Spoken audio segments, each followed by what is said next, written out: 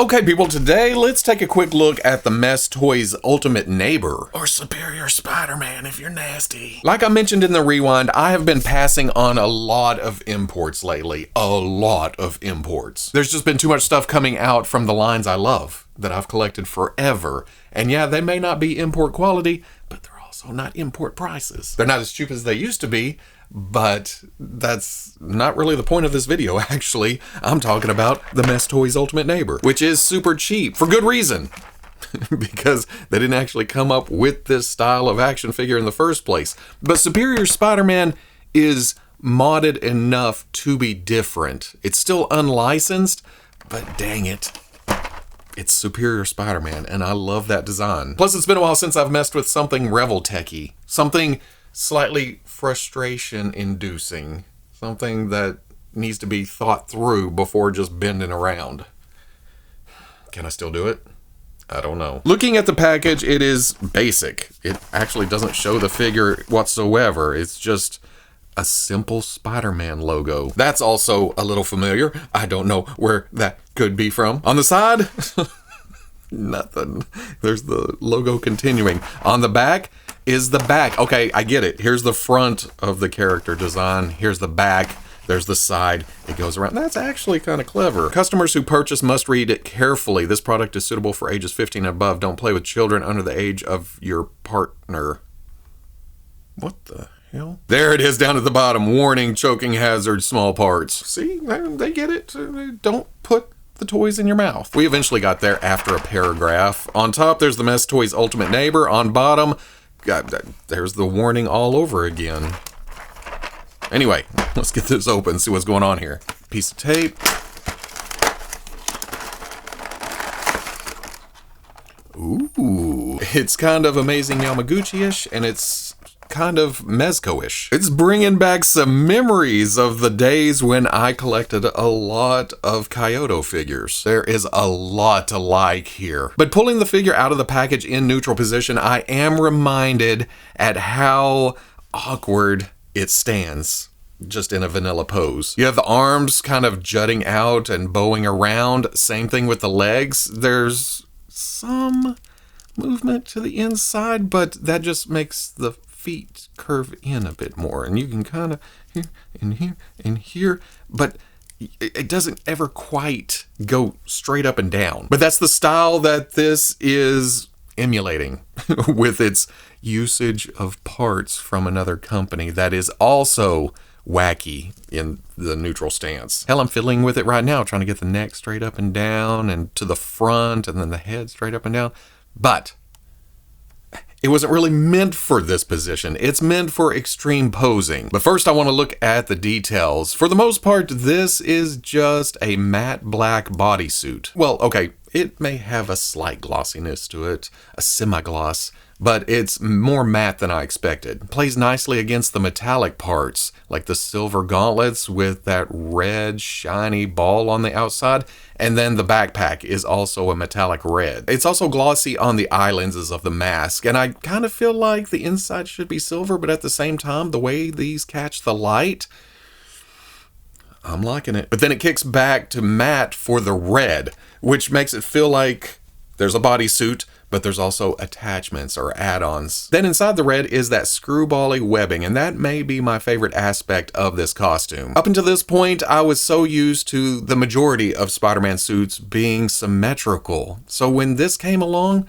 with its extra lines in places, and its messiness, and its chaoticness, which kind of fed into the storyline, yeah, I fell in love. I just really adore this look. Just the randomness coming around. There's straight lines, yeah, but then there's just doubled ups and coming across. It seems so much more fun to draw, and in action figure form, it's kind of striking. But then that's offset by the symmetricalness of the spider itself. Well, actually, that kind of lends itself to spiders and their webs, right? Spinning the web isn't always a perfect process. Am I getting too deep with this? Probably. Hey, dummy, look at the action figure. There's also matte red to the palms of the gloves, which you can see around here on the front peeking out.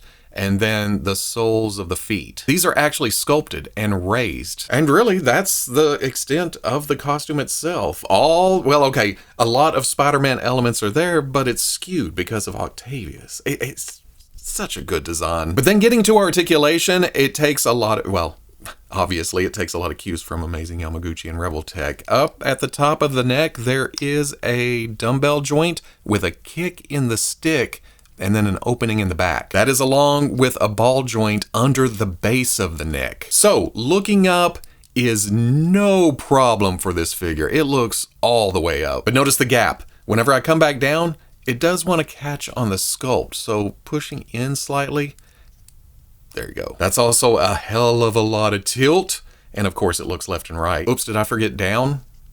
It doesn't quite bury the chin in the chest. The neck doesn't go that far forward, but it still looks down. There are two sliders. I don't know the actual technical term for these pieces on the inside of the shoulders, but the outside of the torso. They slide back and forward. I guess they could technically be butterflies, but it's just that one direction. Just forward and back. They don't go up or down. I do notice the right one is a bit more gappy than the left. This is great. The costume continues on even when you slide. Well, okay, it does break up, but it's plastic. It still looks nice. It's not as jarring to look at. This one, it's off the body a bit. So maybe I'll try to pop that apart.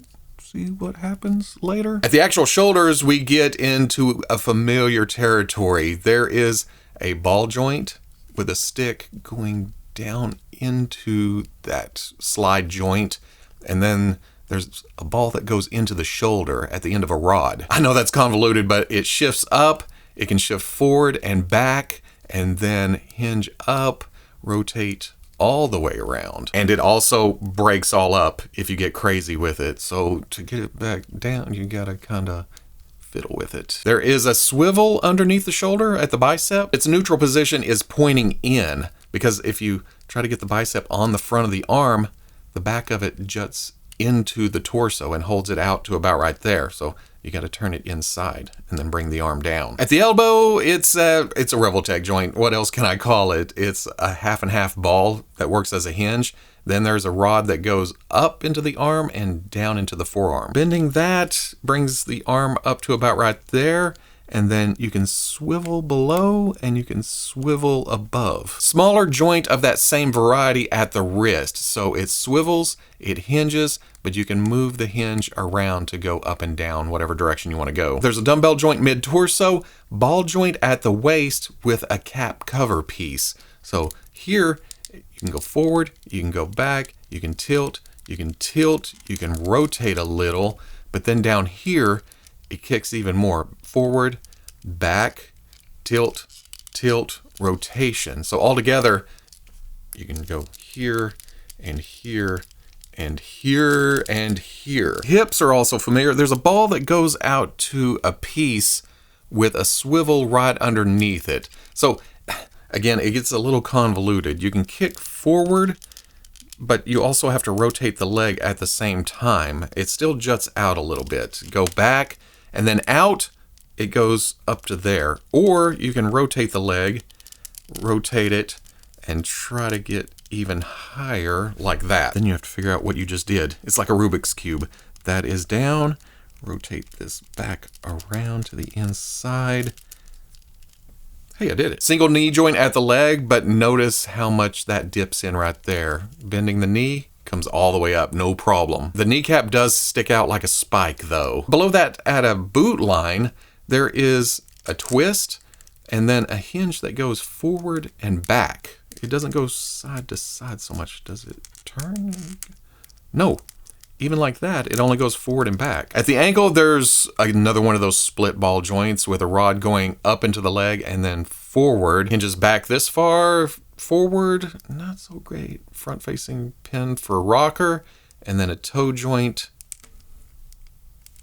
Is there a toe? Yeah, there's a toe joint right there. Does this one move? This one moves. This one was stuck. Now it moves. The biggie here is all the joints do feel pretty solid. I didn't feel like I was gonna rip anything in half or break anything, so that's good. For accessories out of the package, there's 2 fists, but they do have holes in them, and that's for another accessory here in a minute. There's also 2 relaxed hands that really show off the claws. There's 2 hands with the fingers tensed up and out. There's 2 clawing hands with the fingers more bent. 2 clawing hands with the fingers less bent. 2 full-on splayed out hands, which I'm calling the wall crawling hands. And then it's Spider-Man, so you gotta have the thwips. That should just come right off the pin. There is, yes, a little bit of mushroom to it, but not a whole lot. Not enough to make it feel like it's crazy tight or anything. But it does pop the top of the joint out slightly, because when I went to put the fist back on, there was a initial pop, and that was the top going back in. And that's the bottom going on. Then there's a couple of head options. Out of the package, of course, there's the mask. We popped the head off a minute ago, and you can replace that with a half mask. Same dazzling black lenses, just some skin showing underneath. But if you want to go full Parker, and oh, it does pop right off. I was about to say, I haven't done this yet. It may be tougher than it looks, but you pop on another neck. You got to get behind those arm sliders, whatever they're calling those. And yep, pops on, and there's an unmasked head. Was Parker's hair this dark whenever Otto was running the show? I can't remember. Why can't I remember that? Not a lot of shading to the hair or the face, but it's a clean tempo to the eyes and eyebrows and even a little lip colors. Not shabby at all. And, oh, well, if you want to, you can also swap this on. Maybe it's a full-on. Oh, no. What? Uh-oh. The cap piece came out. Oh, there we go. A little prying, a little pushing back in there. Yep, it popped back in. So if you want to do this, why does that look like it sits low? Curses! Just need to get a little leverage on it. Pop it back out. No problem with the unmasked head. Yeah, no problem whatsoever. Maybe that's glued in. And I don't see why this couldn't be glued in, because it's actually, take the Marvel Legends, it's got a bigger ball joint.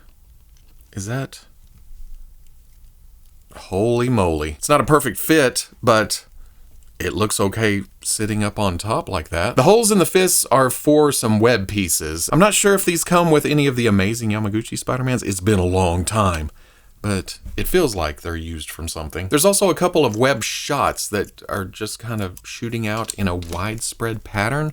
They've got a little peg on the back. Feels like I've seen these too before. Well, get over here, hand. Yeah, these are familiar from something else, but it's just white, got a little web sculpt to it. I really like this spider drone. It's got that silver, that metallic red, couple of eyes, web pattern to it. Well, almost turtle-like, isn't it? But this will definitely work on the spider shelf. But another thing that sets this Spider-Man apart from the others, unless it's the iron variety, are the Waldoes. There's a split ball joint at the base, then there's another one at this joint, and this joint, and this joint. Not to even mention the metallic red. Oh, that looks so good. But there are holes in the back. Okay, smaller pegs, and I've had some trouble in the past with this type of joint, but they plugged right into the back. Oh, well, maybe... yeah, they all seem to be in there. Is there rotation on these? Yes, they also twist. So quite a bit of posability going on. And also the shape. It's got some kicks to it, but it's still pointy and a bit sinister looking. Oh, and it was no problem doing this, which is what I wanted it to do. I just bent it around, stuck it down on the legs, and it's fairly secure. It has, okay, me pushing on it is causing it to droop a little, but getting the legs in a stable position, not a problem. I feel like if you get the joints in a balanced position to where one's not taking all the weight, that you could probably pose this on the shelf for a good long while. You can definitely get some creepy factor going on with those Waldoes. They're so pointy, they're so shiny, but Spider-Man getting this far down into a crouch too? Oh, okay. The one downfall to plugging these into the back is that this backpack piece does not come off the body. So in order to pose them without the Waldoes, you have to pull these out every time. And I guess it's not that big of a deal, but Oh no, I don't like pushing on these joints that hard. I wish it was more like the Marvel Legends where it was a separate backpack that you could swap out, but at the same time, this is a lot more secure, and really, other than that one fact, these Waldoes are far superior. I get it, superior Spider-Man. The metallic color's so much better, deep, rich. These are shiny plastic. Plus, you get here, you get here, you get here, and that's about the extent of the Waldoes coming around. On these, you can nearly fold it in on itself and twist it around. So I'm happy with these. Finally, there's the base, and again, it's simple, but oh so effective. The paint is thick enough to cause a slight edge to it, so it gives it a texture feel. This arm screws into here, and oh, that is great. I want some Doc Ock arms of this quality because that is so nice. It stays in all the positions. Unfortunately, the clamp on the end kind of sucks. It's just an arm plugged into this base piece. You can't tighten it. It's just kind of going to hang on there. But I love the arm part. That's quality. After posing it around, I'm almost sad to have it back in neutral position. Well, as close to a normal neutral position as this figure can get. Size-wise, Ultimate Neighbor stands at about 6 1/4 inches tall, which is about on par with Hasbro's Spider-Mans. Here is the Marvel Legends Superior Spider-Man, and then the Maximum Spider-Man. Then here it is with the Kyoto Amazing Yamaguchi All New, All Different Spider-Man. I didn't realize how close these bodies were until I went and dug this out just now. It's essentially the same articulation setup and sculpt. At least for the musculature. This figure has texture to the blues and then web lines down here. Mess Toys smoothed all that out and then sculpted in the superior costume parts. So at the end of the day, what else can I say other than holy shit. I don't think I've had this much fun posing an action figure around like this in a long, long time. Don't get me wrong, I love most of the figures I've gotten, but you know, you get into the rut of doing the same figures over and over and over. It's not that they're bad, it's just like, here's this joint, here's this joint, here's this joint. It's been a while since I've gotten something this mobile, and I've kind of forgotten how much I like doing it. But like I always say, with this type of joint system, it can be frustrating. You got to close gaps. You got to figure out how this moves around to here. It's dynamic, much more dynamic than a lot of toys I've messed with lately. And that's not better or worse, it's just different. It's another style that I can mess around with. I don't plan on getting a lot more of these, the Mess Toys, the CT Toys, whatever they're calling themselves these days. Like I've said several times, there's something about the Superior suit that just sings to me. It's a siren song, and I must have it. And I do not regret this purchase whatsoever. Actually, maybe I do need a symbiote suit in this style. No. Maybe. We'll see. Bye.